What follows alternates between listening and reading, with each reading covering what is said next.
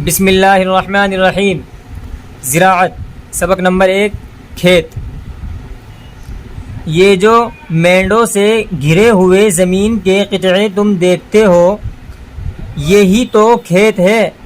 مینڈوں سے کھیت کی حد بندی اور حفاظت ہوتی ہے۔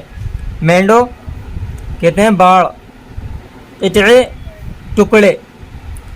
وہ دیکھو ایک آدمی ہل بیل لیے آتا ہے، ہل سے کھیت جوتے گا، پھر بیج بوئے گا، اناج کے بیج سے اناج پیدا ہوگا جو ہماری خوراک ہے، کپاس کے بیج سے روئی پیدا ہوگی جس سے ہماری پوشاک بنے گی، گنے کے ٹکڑے بوئے گا تو اینکھ اونکھ پیدا ہوگی، اینکھ اونکھ گنا، اس کو کولہوں میں پیل کر رس نکالیں گے، رس کو پکا کر گڑ اور راب بنائیں گے، راب سے شکر بنے گی، شکر سے طرح طرح کی مٹھائیاں تیار ہوں گی۔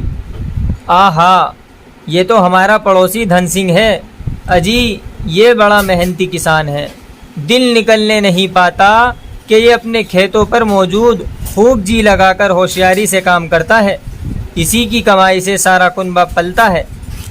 اسی کا ایک بھائی فقیرہ ہے، بڑا سست اور کام چور، اویر سویر بوتا ہے، اویر سویر وقت بے وقت، پیداوار اچھی نہیں ہوتی، ٹکا پلے نہیں، ٹکا 2 پیسے کا سکہ، روپیہ دولت، پلے نہیں، پلہ دامن کنارہ، پلے ہونا پاس ہونا، مالو زر ہونا، ٹکا پلے نہیں یہ ایک محاورہ بھی ہے، پاس کچھ نہیں، غریب اور مفلس ہے، ہمیشہ قرض دار رہتا ہے۔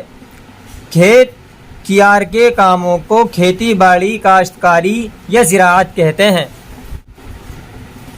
جو کھیتی کرتا ہے وہ کسان یا کاشتکار کہلاتا ہے۔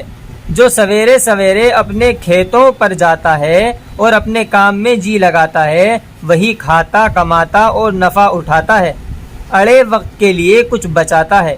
اڑے وقت مصیبت کا وقت۔